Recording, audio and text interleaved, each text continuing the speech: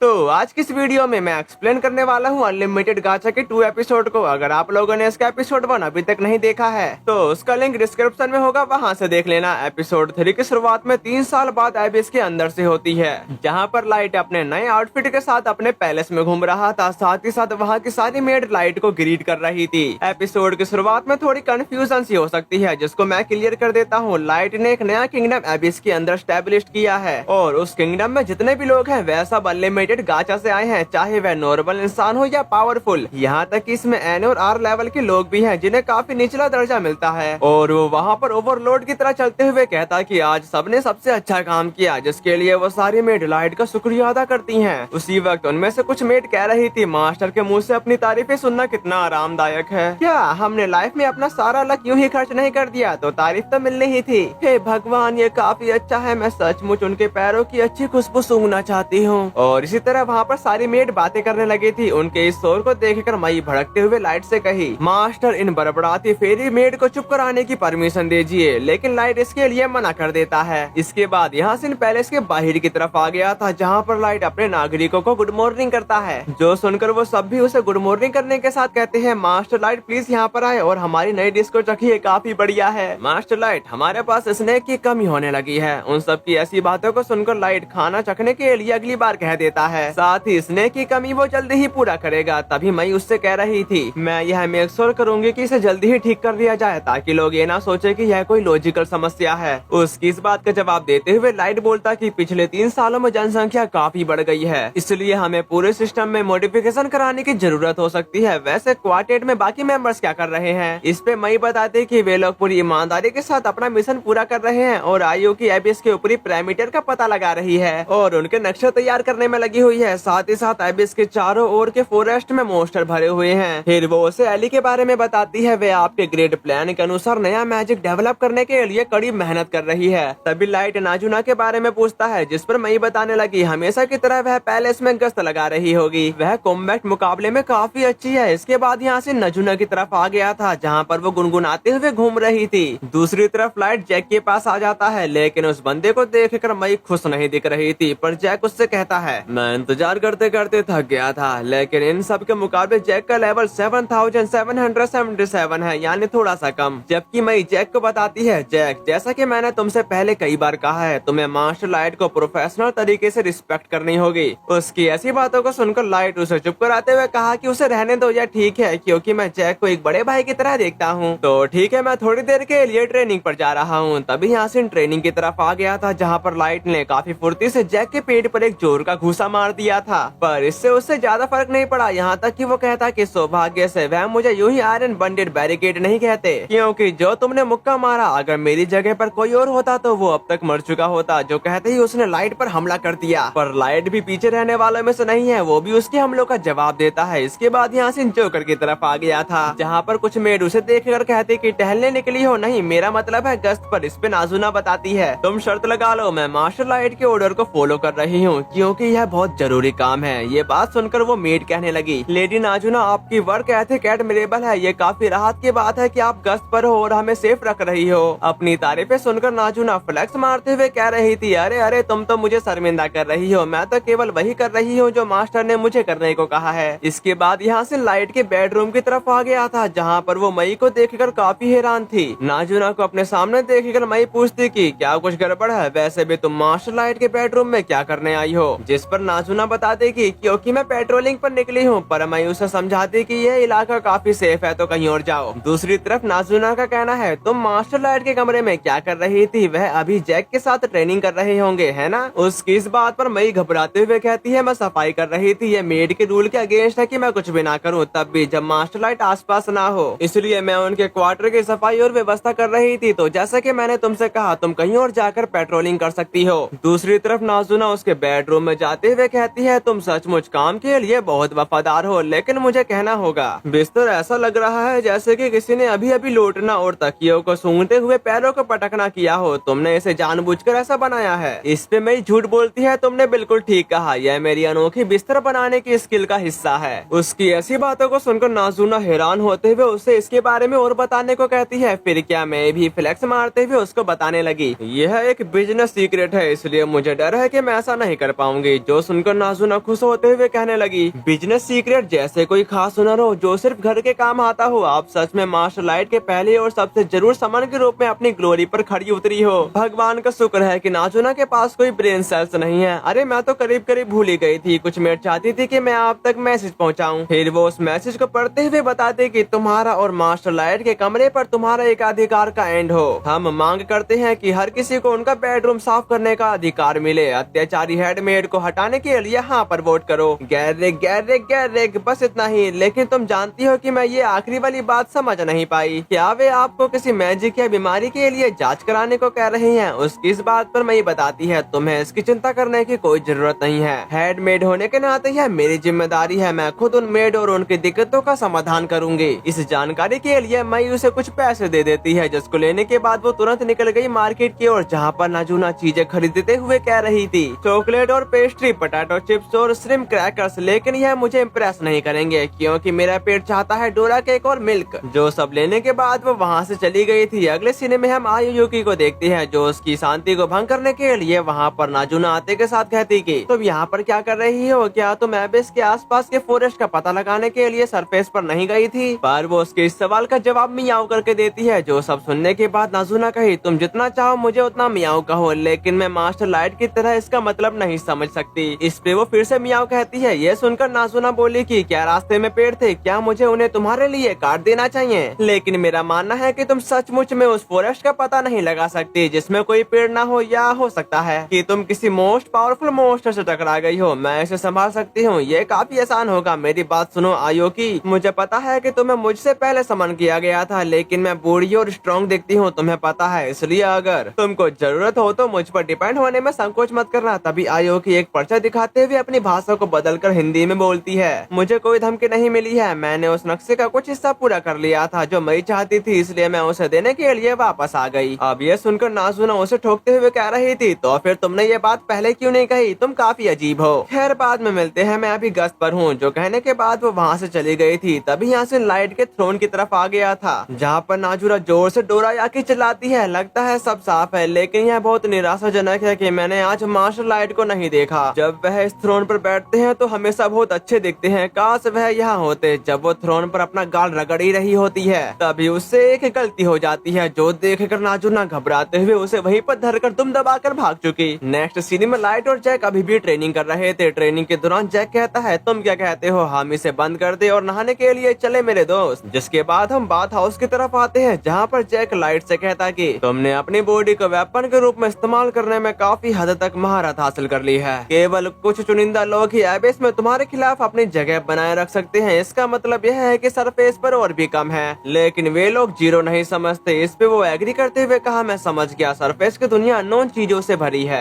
मैं शपथ लेता हूँ कि मैं अपनी सेफ्टी में कोई ढिलाई नहीं बरतूंगा, क्योंकि मुझे अपना बदला आखिर तक पूरा करना है। तभी यासिन मई की तरफ आ गया था, जहाँ पर मई अपनी मेट से कह रही थी, मुझे लगता है कि तुम जानती हो कि मैंने तुम सबको यहाँ पर क्यों बुलाया है। तुम्हारा और मार्शल आर्ट के कमरे पर तुम्हारे एक अधिकार का एंड हो। हम मांग करते हैं कि तुम हर किसी को उनका क्वार्टर साफ करने का अधिकार दो। अत्याचारी हेडमेड को हटाने के लिए हाँ पर वोट करे। गैट्रिक गैट्रिक गैट्रिक। उसकी ऐसी बातों को सुनकर वो मेड पीछे हटते हुए उनसे माफी मांगने लगी थी, जबकि मई पूछती है, क्या तुम खुद को एक्सप्लेन करना चाहोगी? इस पे वो मेड बताने लगी, मैं श्योर नहीं हूँ कि इसे सबसे अच्छे तरीके से कैसे एक्सप्लेन किया जाए। यह तो बहुत अजीब लगता है। हम जानते हैं कि आप काफी बिजी हो, इसलिए हम आपका बोझ हल्का करने के लिए मदद करना चाहती थी। इसे समर्थन दिखाने का हमारा यूं अनोखा तरीका मानिए। उन सब की बात सुनने के बाद मई बताते कि इससे भी बुरी बात यह है कि तुमने मेरे सामने मैसेज देने के बजाय नाज़ुना को ही मैसेज देने दे दिया। अब ये सुनकर वो चारों फुसफुसाते हुए कहने लगे, मैंने तुमसे पहले ही कहा था कि हमें लेडी नाज़ुना को ऐसा करने के लिए नहीं कहना चाहिए था। यह बिल्कुल सच नहीं है, हम सभी इस पर सहमत थे, क्योंकि हेडमेड मास्टर के बिस्तर की पूरी तरह से जासूसी कर रही है। ये बात सुनकर मई बताती है, तुम्हारी मांगे एक्सेप्ट नहीं की जाती। अभी से तुम चारों को थ्रोन रूम की जाने वाली कॉरिडोर को साफ करने का काम सौंप रही हूँ। हालांकि तुमको यह काम पूरी तरह से हाथ से ही करना होगा। अब ये सुनकर वो काफी ज्यादा मुश्किल में पड़ चुके थे, लेकिन मई कह रही थी, तुम कर सकती हो और करोगे। हेडमेड का रास्ता एक कदम से शुरू होता है, ठीक वैसे ही जैसे 500 लेवल तक की चढ़ाई मेहनत से शुरू होती है। अब से मैं जल्दी ही मार्शल आर्ट के लिए मिशन पर सरफेस पर जा रही हूँ, इसलिए मैं तुम सभी से उम्मीद करती हूँ कि मेरी नामौजूदगी में तुम सभी लगन से काम करोगी। उसकी इस बात पर वो ना चाहते हुए वे भी इसके लिए तैयार हो गए थे। इसके बाद यासिन एक कमरे की तरफ आ गया था जहाँ पर वो मेड कह रही थी, आखिर हम ही क्यों मुश्किल में पड़ रहे हैं, हेडमेड की अनफेयर मैनेजमेंट के बारे में शिकायत करने में कुछ भी गलत नहीं है। उसकी इस बात पर सेकंड मेड बताती कि मैं इससे ज्यादा सहमत नहीं हो सकती, मैं अभी भी जेलसी और डिस्कस्ट से ऑब्सेस्ड हूँ। इस पे थर्ड मेड बोलती कि लेकिन हम अपनी बॉस के बारे में बात कर रहे हैं, क्या तुम उनके बारे में गपशप करना चाहती हो। उन सब की बातें सुनकर फर्स्ट मेड हताश होते हुए कह रही थी, ये बात तो सच है, मुझे लगता है कि हम काफी हद तक पावरलेस हैं। मैं सचमुच चाहती हूँ कि मैं मास्टर लाइट का कमरा साफ कर सकूं। अब ये सुनकर थर्ड मेड भी परेशान होते हुए कहती है, मैं तो बस उनकी चादरों पर अपनी नाक फिराना चाहती हूँ। जिस पर फोर्थ मेड कही, खैर मैं उनके इस्तेमाल किए गए बर्तन को लेना चाहती हूँ और उन्हें चाट कर साफ करना चाहती हूँ। दूसरी तरफ सेकंड मेड बोलती कि हेड मेड का प्रोग्राम इतना बिजी है कि मुझे समझ में नहीं आता कि वे हमें सफाई क्यों नहीं करने देती। इसके बारे में सोचे तो हेड मेड पहली समन थी जिसे मास्टर लाइट ने कभी बुलाया था। साथ ही साथ मैंने सुना है कि आयोकी को दूसरे के रूप में बुलाने में 3 महीने लग गए थे। क्या इसका मतलब यह है कि वह तब तक अकेले ही थे। जिस बात पर सेकंड मेड कहती कि हमारे प्योर और अनजान मास्टर उनके साथ अकेले खतरनाक मॉन्स्टर से भरे हुए डंजन में फंसे हुए थे।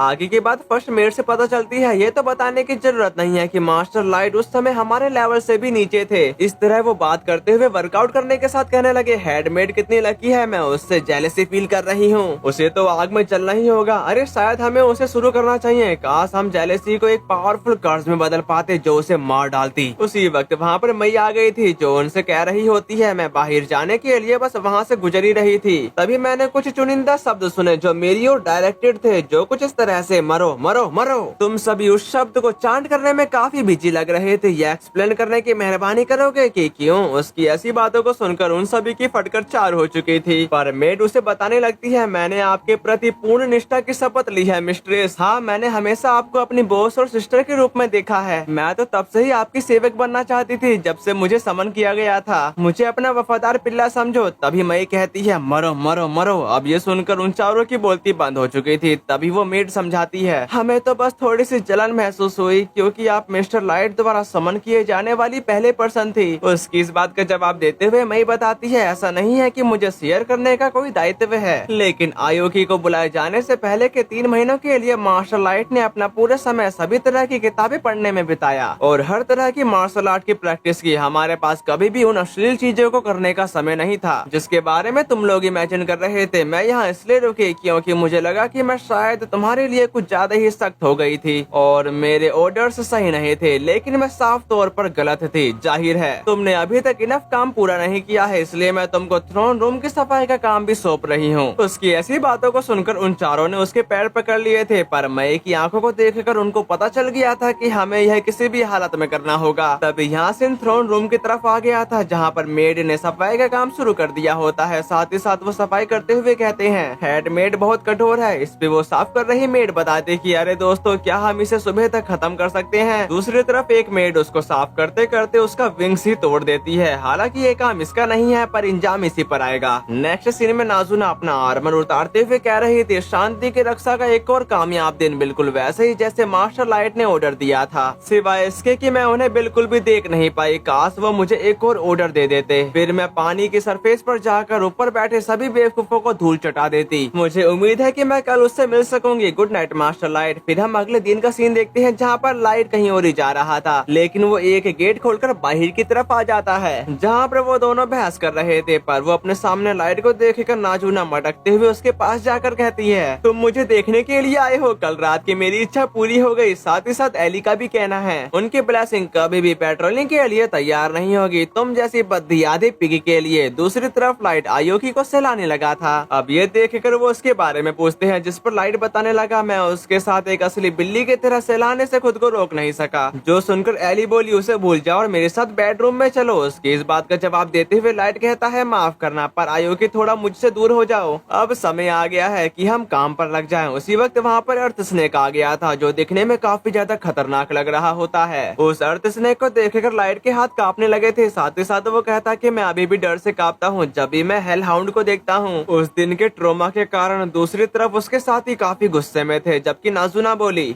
जब मैं आसपास हूँ तो एक पिल्ला मास्टर लाइट को इम्प्योर करने का साहस नहीं कर सकता। तुमको मार देना तुम्हारे दुखों में सबसे छोटा होगा। जबकि एली भी कहती है, जहाँ तक मेरा सवाल है, इस नस्ल को जीने का कोई अधिकार नहीं है, हमें उन्हें डंजन विजन और सरफेस दोनों से खत्म कर देना चाहिए। उनकी ये बात सुनकर आयुकी का ही सचमुच उसकी प्रेजेंस मास्टर लाइट को परेशान कर रही है। वह टॉर्चर चैम्बर से भी बदतर सजा का हकदार है। उसकी ड्यूरेशन का अस्तित्व ही नहीं होना चाहिए। चलो हम उसे तुरंत बर्बाद कर दें। हमारे लेवल 9999 पावर की पूरी ताकत से कुचले जाने के लिए तैयार हो जाओ। उनकी ओरा और उनकी बातों को सुनकर हेलहाउंड पिल्ले की तरह कोकिया रहा था, जो देखकर लाइट खुद को संभालते हुए कहता है, बस तुम तीनों के लिए यह काफी है। मैं अब पहले से ज्यादा बेहतर फील कर रहा हूँ। फिर वो उसे सहलाते हुए बोला, मुझे माफ कर दो, उन्होंने तुम्हें डरा दिया। अब वो अपने मन में कहने लगा, भले ही यह आदेश मजाक में दिया हो, लेकिन मुझे यकीन है कि वह सभी सच में उन सभी को खत्म कर देंगे। यानी लाइट ने पहले ही सब लोगों को अपनी कहानी के बारे में बता दिया था। तभी एली सवाल करती है, तो आप हमसे किस टॉपिक पर बात करना चाहते थे? जिस बात का जवाब देते हुए लाइट का कहना है, मुझे अभी अभी मई से खबर मिली है कि अब समय आ गया है कि हम अपने प्लान को चालू करें। हमारा शिकार चारा खा चुका है। जो सुनकर वो सारे काफी खुश हो गए थे। तभी एली कही, मैं इस बात से पूरी तरह से खुश नहीं हूँ कि मई को ही चारा डालने का मौका मिला, लेकिन ऐसा ही हो। दूसरी तरफ लाइट उन सबसे कहता कि मैं तुम पर भरोसा कर रहा हूँ। अब समय हो गया है, चलो उनकी सेवा करें। मेरा पहला रिवेंज लेने की डिश बनने में 3 साल लग गए।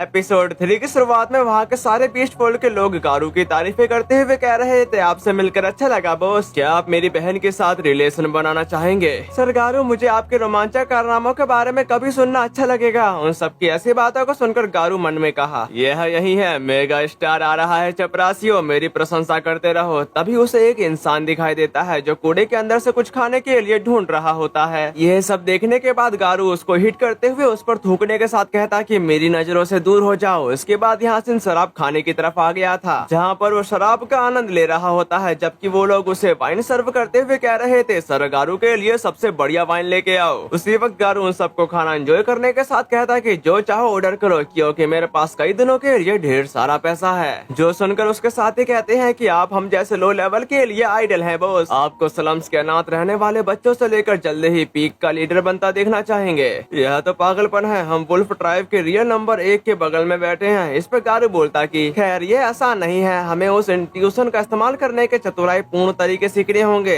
जो हम जानवरों के लिए जन्मजात होते हैं। जो हमारी नाक में है, सूंघने की पावर में है। अच्छी जॉब को उनकी गंध के आधार पर खराब जॉब से अलग करना होगा। इस तरह मैंने बड़ी कामयाबी हासिल की, केवल शेयर चीजों को एक्सेप्ट करके। तभी उनमें से एक बीस्ट कहता है, वह जॉब की जो 3 साल पहले की। इस पे गारू बोलता कि तुम्हारा मतलब कौन कोड ऑफ ट्राइब से है, पर माफ करना दोस्तों, फेडरेशन इस मामले को सीक्रेट रखने की मांग कर रही है। शायद ये उस मामले की बात कर रहा है जहाँ पर इन लोगों ने लाइट को जान से मारने की कोशिश की थी। फिर गारू अपने मन में कहा, वे अब तक की सबसे आरामदायक जॉब थी। मुझे बस एक इनोसेंट चाइल्ड को मारना था, जिसके बारे में उन्हें मैसेज मिला था कि वह एक माइस्ट्रो हो सकता है। उसके बाद से मैं रिच और फेमस हूँ। मुझे इस बात से परेशानी हुई कि टेलीपोर्ट होने के बाद हम लाइट को कभी नहीं ढूंढ पाए, लेकिन उसके बचने का कोई रास्ता नहीं है। फिर भी काश मैं इस माइस्ट्रो के बारे में ज्यादा जान पाता, जिसे खोजने के लिए दुनिया का हर देश बेचैन है। भूल जाओ, मैं कह सकता हूँ कि इसमें ज्यादा गहराई से खुदाई करना जोखिम भरा हो सकता है। मैं भालू को धक्का देकर खुद को नुकसान नहीं पहुंचाने वाला। वो अभी ये सब सोच ही रहा था, तभी वहाँ पर मई आते के साथ कहती है, तुम्हारी पार्टी में बाधा डालने के लिए मुझे माफ कर देना। तभी यहाँ सीन शिफ्ट होकर एक खतरनाक डंजन की तरफ आ गया था, जहाँ पर मई अपनी एक्टिंग स्किल का इस्तेमाल करते हुए उन्हें यहाँ पर ले आई। पर गारू उसकी ऐसी हालत के बारे में पूछता है, जिसपे वो बोलती कि मैं ठीक हूँ, तुम इसकी चिंता मत करो। जबकि गारू अपने इवल प्लान को तैयार करते हुए अपने मन में बोला, वाह लड़की, बस थोड़ी देर और सहन करो। हमने तुमको डंजन के इस मुश्किल पहाड़ तक लाने से पहले पूरा 1 महीना लगा दिया है। फिर हम पास्ट की तरफ आते हैं, जहाँ पर मैं उन सबको बता रही थी, क्या मैं यह मानने में सही हूँ कि आप सर गारू हैं, जो कॉनकॉर्ड ऑफ ट्राइब का फॉर्मर मेंबर है? उसके इस जवाब पर बीस्ट कहता है, तुम्हें क्या लगता है कि तुम उसके सामने बात कर सकती हो इंसान? पर गारू उन्हें चुप कराते हुए बोलता कि शांत हो जाओ लड़को। तभी मई अपनी बात को कंटिन्यू करते हुए कहती कि मेरा नाम मई है, मैं मास्टर लाइट की सबसे वफादार मेड के रूप में उनकी सेवा करती हूँ। पिछले कुछ समय से मैं मास्टर लाइट का पता ढूंढ रही हूँ। उसकी ऐसी बातों को सुनकर गारू सोचते हुए कहता है कि क्या लाइट इसका मास्टर है? वह लाइट के लिए काम करती है, वैसे उसे कुछ पता है? तभी मई बताती कि जैसा कि होता है, मास्टर लाइट नोबल डिसेंट का एक हेड पर्सन है। ये बात सुनकर गारू का कहना है, नोबल डिसेंट वह छोटा सा निकम्मा, तुम इस बकवास से किसी को पागल नहीं बना सकती। दूसरी तरफ मई खुद को संभालते हुए कही, मुझे डर है कि मैं डिटेल इन्फॉर्मेशन नहीं दे पाऊंगी, इसलिए मुझे उम्मीद है कि आप आगे कोई सवाल नहीं पूछेंगे। जबकि गारू सोच में पड़ गया था, क्योंकि सीनियर्स को लाइट के बारे में हर पॉसिबल डिटेल खोज निकालनी चाहिए थी। इसके अलावा उस कमीने ने कभी भी नोबल होने के बारे में एक शब्द भी नहीं कहा, लेकिन हो सकता है कि वह लड़की सच बोल रही हो। जो सब सोचने के बाद वो मई को बताता है, मुझे अभी भी यह बात पहचानना मुश्किल लग रहा है। जिस बात का जवाब देते हुए मई कहती कि मैं मास्टर लाइट की खोज में पूरी दुनिया में ट्रैवल कर रही हूँ और हाल ही में मुझे पता चला है कि वह एडवेंचर लोगों के ग्रुप में शामिल हो गए हैं। लेकिन इसके साथ भी यह भी न्यूज आई है कि वह पहले ही एबिस में मारे जा चुके हैं, इसलिए मैं चाहती हूँ कि प्लीज मुझे एक्सकोर्ट करें। मैं खुद उस जगह की जांच करना चाहूंगी जहाँ मास्टर लाइट को आखिरी बार जिंदा देखा गया था। इस पे गारू बताता है इसमें काफी जोखिम है, जो सुनकर मैं उसके सामने रियल चीज धरते हुए बताती कि मैं आपकी मदद के लिए आपको पे करने के लिए तैयार हूँ। उस प्योर गोल्ड को देखकर गारू अपने मन में बोला, लाइट कुछ ग्रेट फैमिली में से है, साथ ही वह मुझे सिर्फ एस्कोर्ट के लिए रकम दे रही है। क्या ये कोई ट्रैप है? अगर ये मान भी लिया जाए कि अकेली इंसान बीच कोई खास खतरा पैदा नहीं कर सकते। यह सोचने के बाद वो उसके लिए तैयार होते हुए कहता है, पैसा तो कोई फैक्टर नहीं है, लाइट मेरे सबसे अच्छे दोस्तों में से एक था, बिल्कुल भाई जैसा, इसलिए मैं तुम्हारी मदद करने के लिए तैयार हूँ। और तुम वुल्फ ट्राइब के फ्यूचर लीडर को देख रही हो, मैं अपने सबसे नोबल लोगों का एक ग्रुप इकट्ठा करूंगा और तुमको खतरों से भरे उस तहखाने से होकर ले जाऊंगा जिसे एबिस के नाम से जाना जाता है। उसकी इस मेहरबानी के लिए मई उसका दिल से शुक्रिया अदा करती है। तभी यासिन प्रेजेंट की तरफ आ जाता है, जहाँ पर गारू अभी भी अपने मन में कह रहा था, मैं यह मेक श्योर करूंगा कि तुम बिना किसी खरोच के अपने गोल तक पहुँच जाओ और तब मैं वह सुंदर सा चेहरा ले लूंगा और वह धमाकेदार बॉडी और लाइट की कब्र के ठीक ऊपर उसे नरक से बाहर निकालूंगा। मैं इसके लिए इंतजार नहीं कर सकता। इसी के साथ ये लोग उस जगह पर पहुंच गए थे जहां पर कॉनकॉर्ड ऑफ ट्राइब के लोगों ने लाइट को बड़ी बुरी तरह से टॉर्चर किया था, जबकि गारू उसको बताता कि मॉन्स्टर के एक झुंड ने हम पर हमला किया और लाइट को बड़ी बुरी तरह से काट डाला। फिर वह टेलीपोर्ट ट्रैप में फंस गया और हमने फिर कभी उसे कभी नहीं देखा। उसकी ऐसी बातों को सुनकर मई काफी ज्यादा इमोशनल हो जाती है, जो देखकर गारू का कहना है, मुझे माफ करना, ये हमला हम सबके लिए आश्चर्य की बात थी और हम समय पर अटैक नहीं कर सके। दूसरी तरफ उसके साथ ही पूरी तरह से तैयार हो जाते हैं, जो देखकर गारू ईवल की तरह हंसते हुए अपने मन में बोला, एकमात्र बचने का रास्ता हमने बंद कर दिया है। ये घटिया लोग कितने पागल हैं, मैं कितना भी सख्त क्यों ना हूँ, पर मैं लाइट को सेफ रखने में नाकामयाब रहा। सामने की तरफ मई कही, मेरा दिल सचमुच उसके लिए रोता है। उसको इस निराशाजनक और गंदे डंजन में लाया गया और केवल नीच लोगों द्वारा धोखा खाने के लिए, साथ ही उसकी जान खतरे में पड़ गई। काश मैं उनकी सेवा में थोड़ी पहले शामिल हो गई होती। अब से मैं कसम खाती हूँ कि उसे कभी भी लात मारने और तीर मारे जाने का दर्द कभी नहीं सहना पड़ेगा। उसकी ऐसी बातों को सुनकर गारू पीछे हटते हुए अपने मन में कहा, आखिर उसको इसके बारे में कैसे पता चला? यहाँ जो कुछ हुआ उसे सच में जानने वाले एकमात्र लोग हम कॉनकॉर्ड ऑफ ट्राइब है और हर एक सिटी के कुछ एलिट एग्जीक्यूटिव। फिर वो चिल्लाते हुए कहने लगा, तुम कौन हो? तुम किसके लिए काम करती हो? या किसी अदर ट्राइब ने तुम्हें मुझ पर जासूसी करने के लिए भेजा है? उसकी ऐसी बातों को सुनकर मैं बोलती कि मैं एक जासूस, मेरी एलिजेंस कम्प्लीटली और स्पेसिफिक रूप से मास्टर लाइट के प्रति है। अगर तुम मेरी मेड का सम्मान का अपमान करने पर अड़े रहते हो तो ऐसा ही होने दो। हम यह पता लगा लेंगे कि हम में से कौन अंदर सचमुच में सड़ा हुआ है। और जब वो अपना ओरा रिलीज करती है तो सब लोगों को वहाँ पर टिके रहने में ही पसीने छूटने लगे और उसके ओरा को सेंस करते ही गारू कहा, क्या बकवास है, मैं उससे कैसे डर सकता हूँ? वह बस एक इंसान विच है, ये हमारे लिए बस एक गधे का टुकड़ा है जिसके साथ हम वो करने वाले हैं, पर इसका कोई मतलब नहीं बनता। आखिर मेरी स्पाइन में इतनी ठंड क्यों लग रही है? अरे नहीं, धिक्कार है, लगता है मैं मर गया। उसी वक्त वहाँ पर लाइट आते के साथ कहता है, मई बैठ जाओ, गारू मेरे साथ खेलने के लिए है। जबकि गारू काफी हैरान होते हुए बोला कि हम एबिस के हार्ट में है, कोई भी नाक मुंह सिकुड़ा इंसान का यहाँ पहुँचना मुमकिन नहीं है। सामने की तरफ लाइट अपनी हुडी उतार दिया था, जिसको देखने के बाद गारू कहता कि ये नहीं हो सकता, तुम अभी तक मारे नहीं गए। पर लाइट उनको हाई करते हुए कहता कि मैं 3 साल का ब्याज समेत अपना पैसा वापस लेने आया हूँ। गारू उसके इस बात का जवाब देते हुए कहा कि मैंने कभी नहीं सोचा था कि तुम अभी भी जिंदा हो गए। यह कितना बड़ा दंगा है, एक छोटा सा लेवल 15 का इंसान बदला लेने आया है, वो भी मेरे जैसे 150 लेवल के बदमाश के खिलाफ। मैं इससे पहले इतना थैंकफुल कभी नहीं रहा। एक इंसान इतना पागल कैसे हो सकता है? मुझे नहीं पता कि तुम्हारा बेचारा गधा कैसे बच गया, लेकिन तुमने मेरे सामने अपना चेहरा दिखाकर बहुत बड़ी गलती कर दी, क्योंकि जब मैं तुम्हें मार डालूंगा और तुम्हारी लाश को वापस ले जाऊंगा तो मुझे यकीन है कि मैं बीस्ट फोर्क का किंग बन जाऊंगा। उसकी इस बकवास बातों को सुनकर लाइट बताता कि क्या तुम यह जानने को क्यूरियस नहीं हो कि मैं कैसे जिंदा हूँ या मई से मेरा क्या नाता है? मैंने तो सोचा था कि यहाँ पर नॉर्मल रिएक्शन को जवाब मांगने से होगा। ये बात सुनकर गारू कहता है, अच्छी बात है, मैं यह नहीं बता सकता कि तुम्हारी खौफनाक गर्लफ्रेंड कितनी ताकतवर है, पर किसे परवाह है, 2 इंसान कुछ भी नहीं कर सकते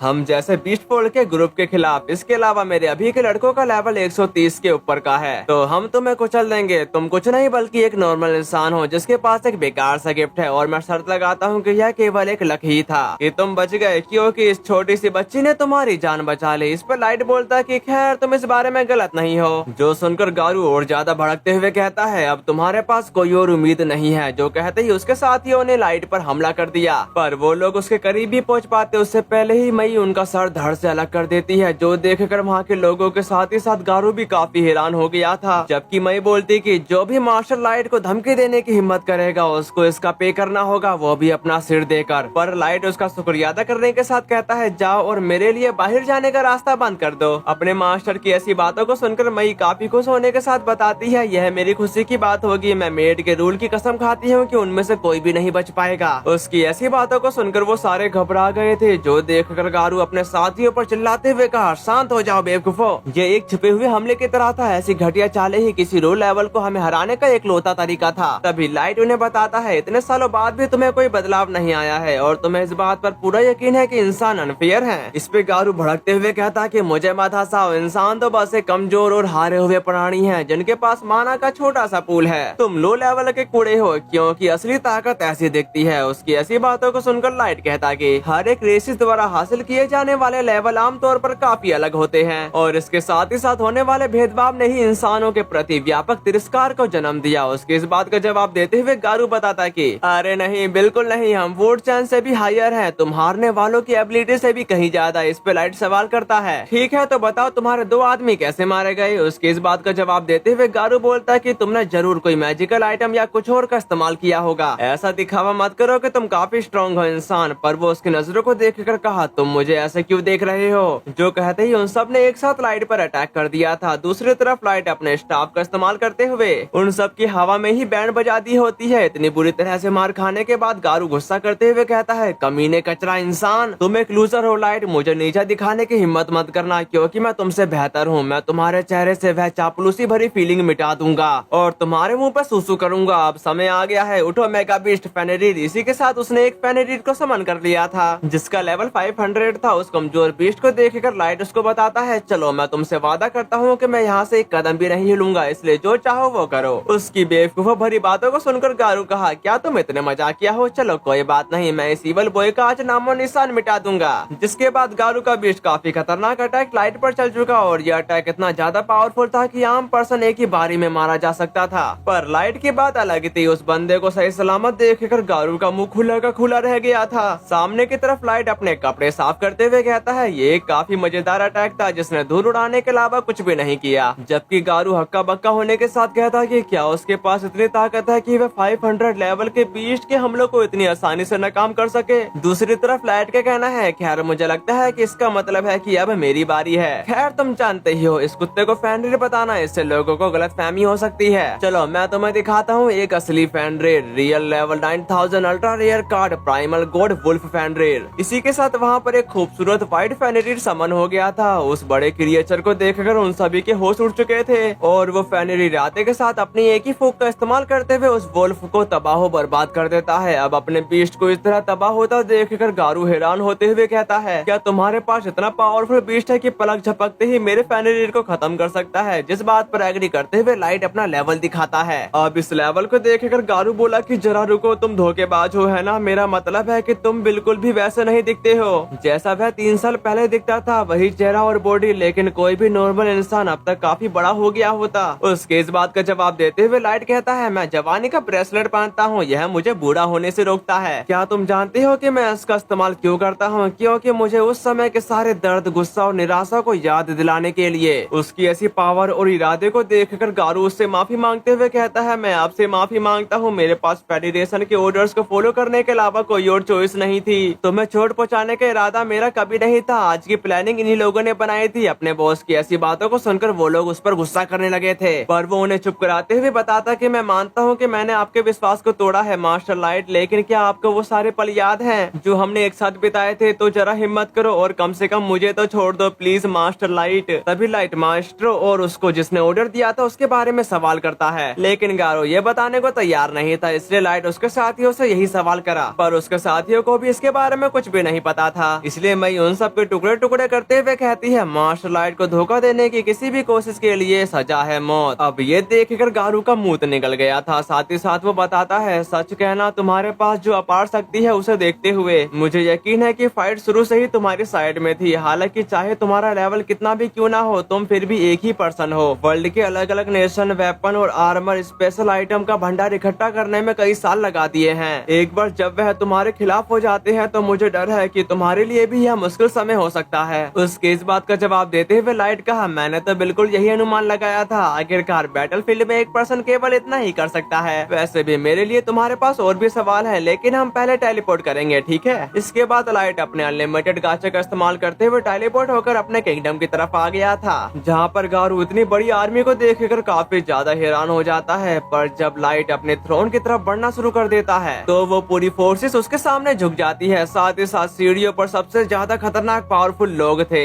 यहाँ तक कि लाइट अपने थ्रोन पर बैठने के साथ बोला, तुम सब अपने स्टेट्स दिखाओ। अपने मास्टर के ऑर्डर सुनते ही उन सब ने अपने स्टेट्स दिखाना शुरू कर दिए और उन सब के लेवल काफी ज्यादा हाई थे। यहाँ तक कि उनकी आम आर्मी का लेवल ही 1500 था। तभी लाइट गारू को और ज्यादा लेवल दिखाते हुए बताता है, ये वे ताकतें हैं जो मैंने पिछले 3 सालों में इकट्ठा की है। तो मैं तुमसे एक बार फिर से पूछूंगा गारू, अगर मैं अर्थ के बाकी नेशन के साथ बैटलफील्ड में उतर जाऊं तो क्या मेरे जीतने की अच्छी पॉसिबिलिटीज हैं? दूसरी तरफ गारू लाइट की आर्मी को देखकर इतना ज्यादा हैरान हो गया था कि वो कुछ भी नहीं कह पा रहा था। पर लाइट कहता कि तुम्हारा चेहरा मुझे वह सब बता देता है जो मुझे जानना चाहिए। बधाई हो, तुमने मौत से भी बदतर पीड़ा और निराशा में जीने का तोहफा हासिल किया है। जबकि गारू अपने मन में कहा, हमने इस गॉड द्वारा त्यागी गई मॉन्स्ट्रोसिटी को जन्म दिया। वह एक झटके में दुनिया को खत्म कर सकता है। हम बर्बाद हो रहे हैं। यह लॉर्ड ऑफ डिस्ट्रक्शन है, एक गॉड की तरह। क्या तुम गॉड बनने की कोशिश कर रहे हो? पर उसकी बात को लाइट अच्छे से समझते हुए कहता है, गॉड, मुझे यह शब्द काफी अच्छा लगा। कोई मुझसे सच छुपा रहा है, ऐसे रीजन के लिए जो या तो सही या गलत। और मैं एल्यूट्रिसिटी गॉड बनने की दिशा को अपनाता हूँ या डीमन एम्परर, यह इस पर डिपेंड करता है, क्योंकि मेरे गिफ्ट के साथ या तो मैं ब्लेसिंग और फॉर्चून कर सकता हूँ या सब कुछ मौत और निराशा में डुबो सकता हूँ। वर्ल्ड के पास मेरे द्वारा पूछे गए सवाल का जवाब देकर यह सिद्ध करने का एक मौका है कि वह इसकी हकदार है। अब चलो हम अभी इसके सरफेस की ओर अपना मार्च शुरू करें। और इसी के साथ हमारा ये वाला एपिसोड खत्म होता है। अगर आप लोगों को इसके आगे के कमेंट भी जानने हैं तो प्लीज 20 कमेंट जरूर कर देना। अगर ये टारगेट अचीव हो जाता है तो जब भी इसका नेक्स्ट एपिसोड रिलीज होगा मैं तुरंत एक्सप्लेन करके अपलोड कर दूंगा। तो फिर मिलते हैं, सायोनारा।